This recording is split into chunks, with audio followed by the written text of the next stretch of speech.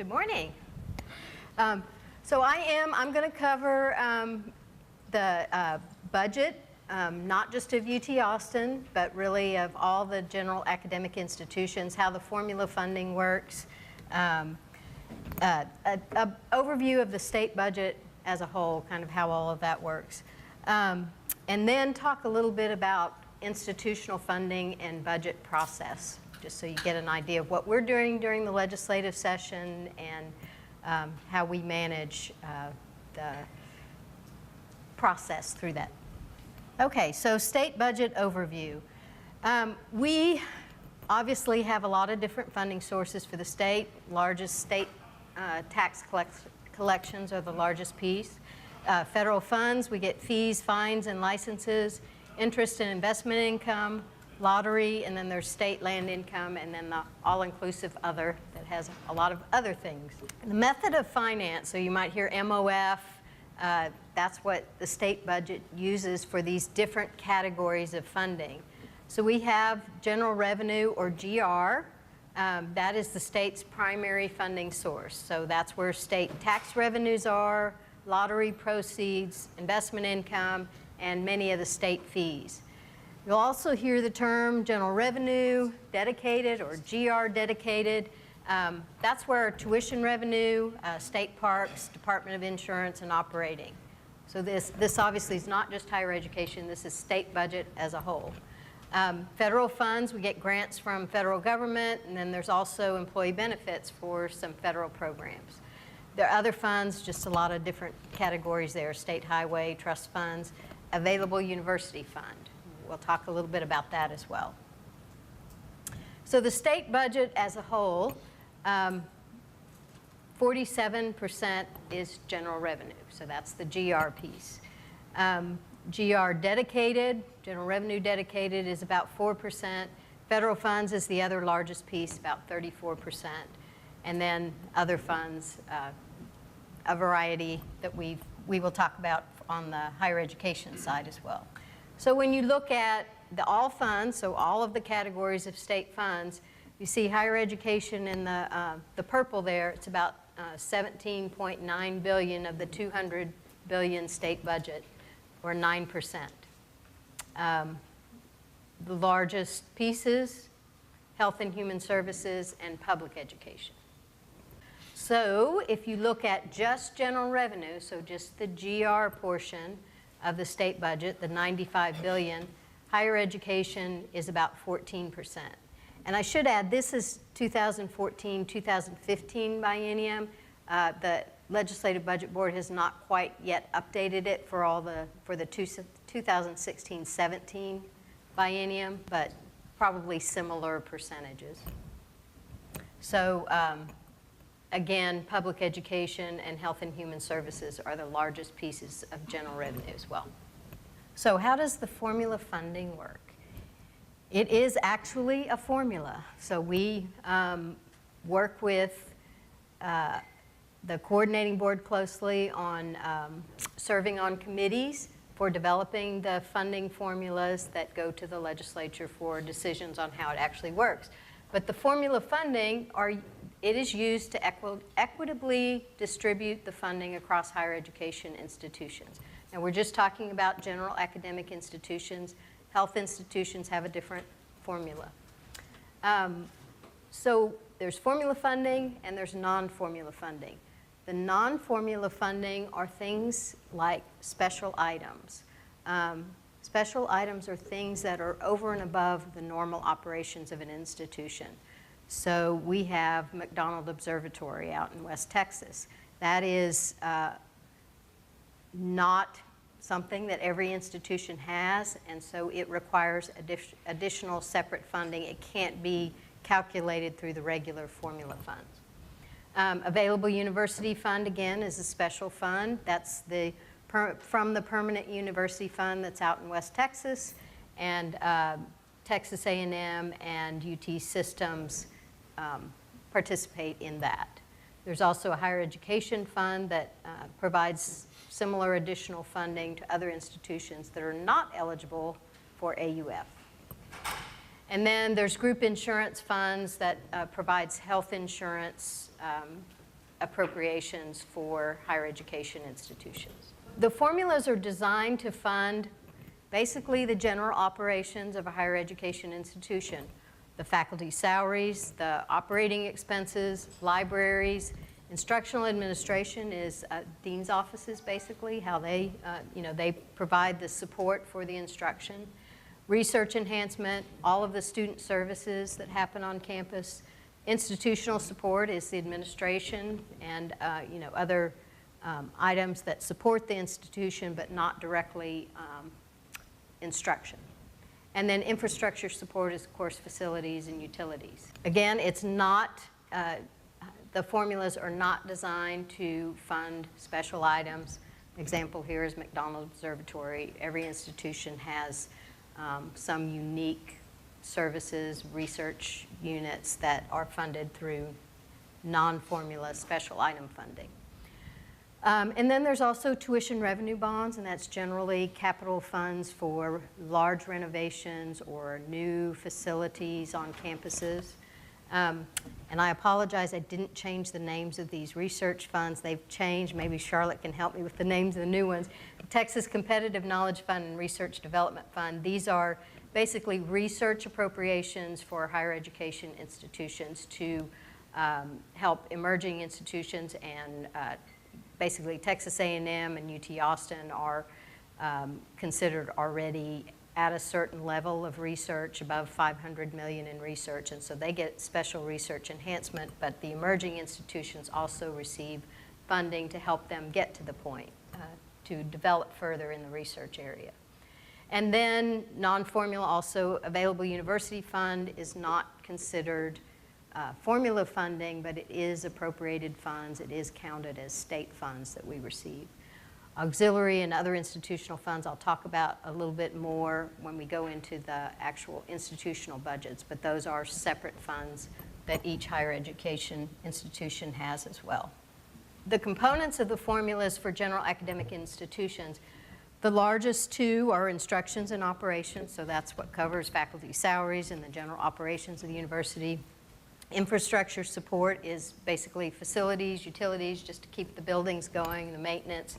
And then teaching experience is a small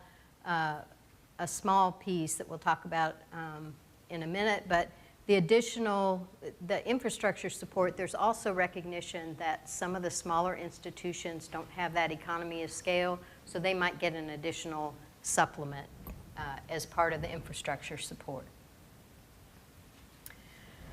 So to calculate the formulas, they're all driven by semester credit hours taught, and then some of them have additional categories. So instruction and operations is basically driven by expense per credit hour. So what classes we're teaching, what type of courses we're teaching, and a methodology to calculate that. Infrastructure support is a little bit more complex. There's a lot of other things that are counted into that. We'll go into a little bit more detail about that, but includes hours taught as well as the program mix, staff size, research expenditures, and our library collection size. And then teaching experience, it's driven by the number of undergraduate credit hours taught by tenured or tenure-track faculty. So it's really a supplement to encourage teaching undergraduate courses, not with TAs, but with faculty.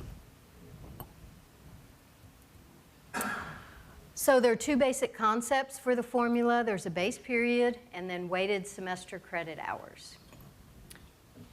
The base period is the looking at all of the institutions across the state and figuring out what their semester credit hours has been over that period of time right before the legislative session. And so legislative session meets in the spring of odd number years. So we take the summer and fall of the even number years just prior to that. And then in the end, they pick up the spring of the odd number year. And so trying to get the most current information for that legislative session. And then that base period is used for the funding for the next 2 years. So the weighted credit hours, weighted means it's looking at the cost to educate students in various courses. So we have We teach history courses, we teach engineering, we have master's students, we have doctoral students, and the cost of teaching those students varies by the discipline being taught. So a history course will earn less formula funding than an art course or an engineering course, because arts and engineering require laboratories, they require a lot of equipment that may not be required for history. And so all of these weightings are displayed in a chart, and it's called the formula matrix. That formula matrix is actually shown in the appropriations bill every year. A little bit. This is what it looks like. So it lists each discipline and what the weighting is for each discipline. So looking at an example, you have a 3-hour history course. It's in liberal arts. It's get counted as 1. So you take 20 students, 3 semester credit hours times the weight of 1. That history course would be a 60 weighted semester credit hour. It's similar for the other things. Business course earns more, 3.39 weight, and doctoral course in education is 7.42 weight. So you can see each of those highlighted in this matrix. So it really, as I said, it's just a formula. You pick it up. It's a very large formula because we're doing this for every course across every institution in the state of Texas, public institution in the state of Texas. And the coordinating board gets to receive all of this information. You know, do the calculation. The lower division history course would earn $3,323 for for a course taught to 20 students, and similar on down. So you take that same matrix, you put in the dollars for 20 students, that's what it looks like. And again, this is done for every course across the whole state. And that's how the base formula is calculated. So infrastructure support, so that's instruction and operations. This is infrastructure support, and it has a different calculation.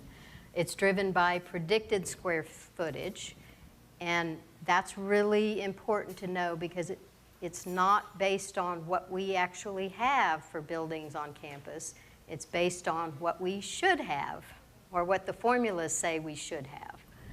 And it does provide support for utilities. There is a recognition that utilities in some areas of Texas may be higher than in other areas of Texas, so that is recognized at some point. And also, as I mentioned, there's a small institutional support or supplement for institutions with a smaller student headcount. Call this the 5-factor model for space. So it's really looking at a lot of different categories to determine the space infrastructure support formula. So it looks at teaching space, library space, research, office space, so number of non-faculty that we have, and then just general support space. So a lot of things go into this particular formula. I mentioned the teaching experience. It's a simple add-on to the instruction and operations. It can have an extra weight of 10%, and it's really to reward institutions for not using teaching assistants and adjunct professors to teach undergraduates. So when we have professors and associate professors teaching, then we get an extra supplement there.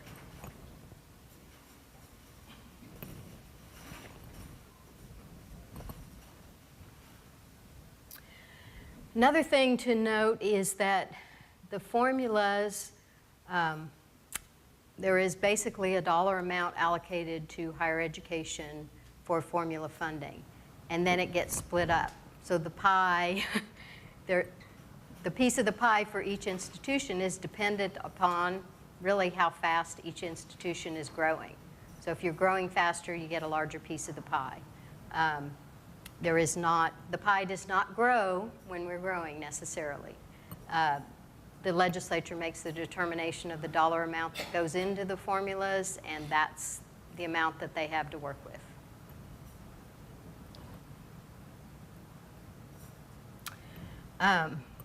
So here's a breakdown of the general academic institutions, the general revenue appropriations by function.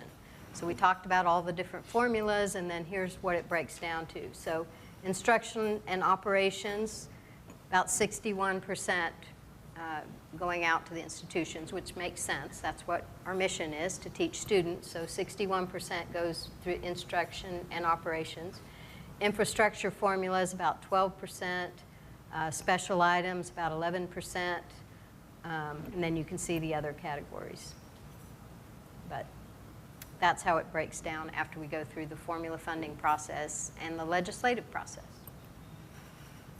And again, this is 2014-2015 biennium. There'll be an update to this pie chart soon, but for 16-17. So what are some of the higher education legislative funding issues?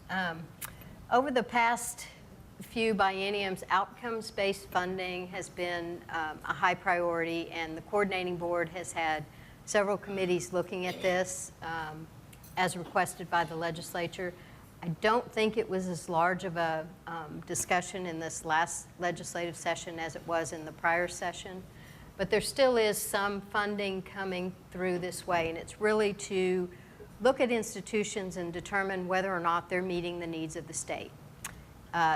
Different institutions have different missions in the state, and this outcomes-based formula does recognize that.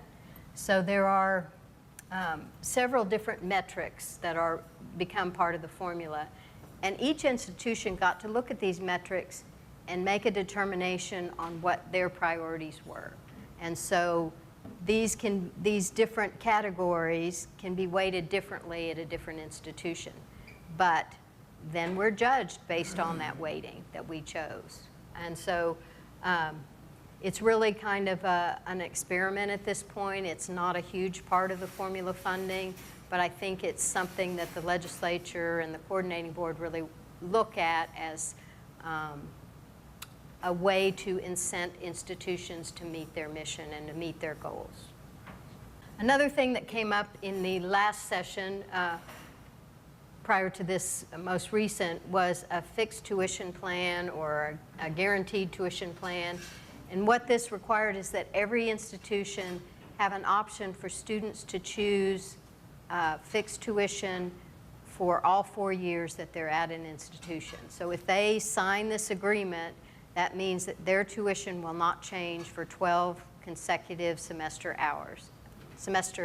12 consecutive semesters, not hours. And so it was effective in the fall of 2014. At UT Austin, we had about 1,000 students of our incoming class choose that, about 1,000 out of 75 to 8,000 students.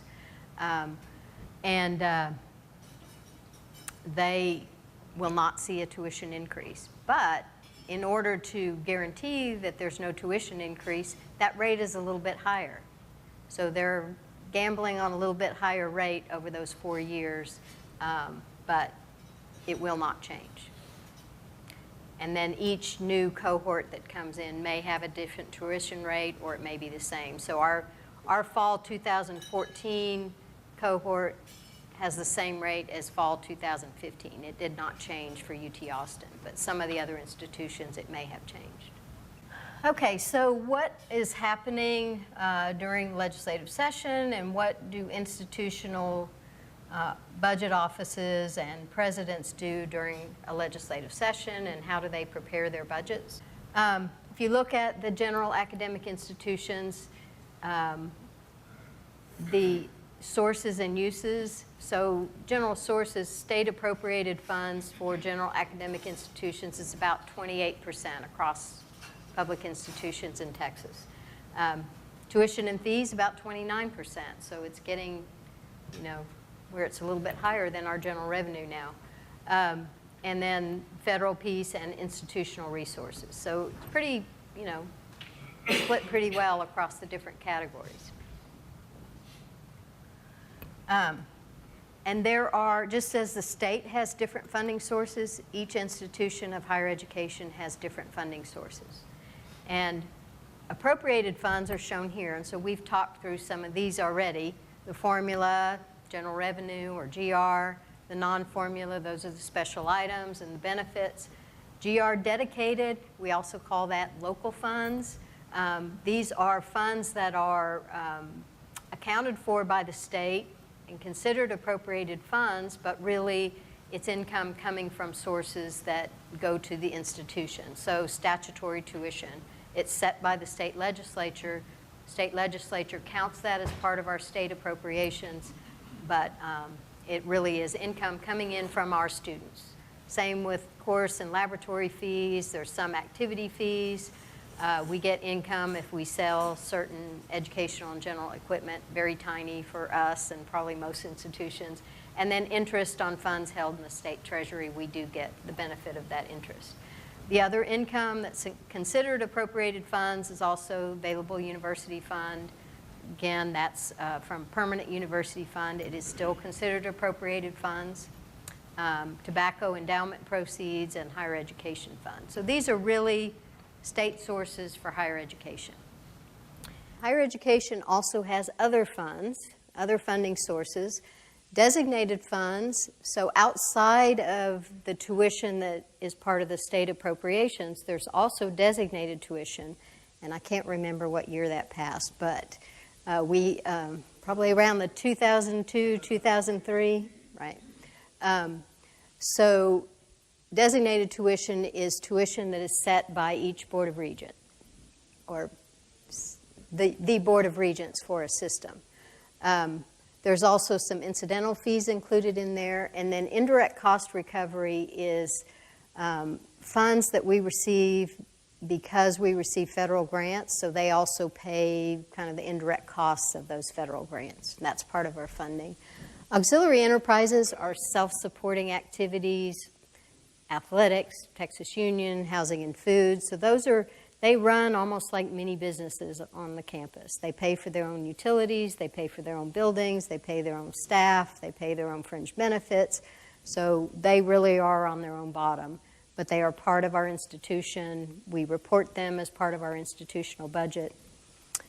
Restricted funds, they are funds that are restricted for use. So when we get a gift, we have to use that gift for the purpose in which the donor intended. We get an endowment, same kind of thing. They are endowing a chair in the College of Engineering or something like that.